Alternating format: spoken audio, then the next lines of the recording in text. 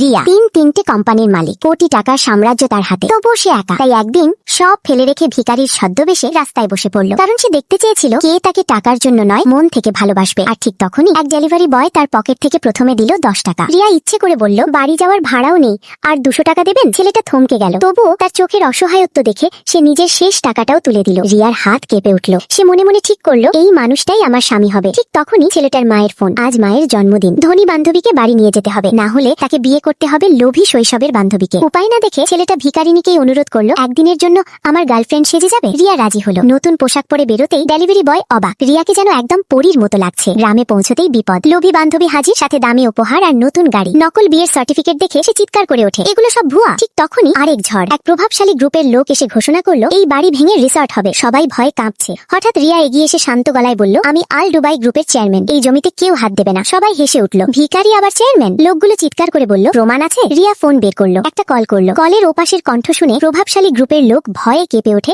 আর সবাই হাঁটু গেড়ে বসে পড়ে। সবাই অবাক, ডেলিভারি বয় স্তব্ধ। তাহলে প্রশ্ন, সে কি সত্যিই কোটি টাকার সাম্রাজ্যের মালিক?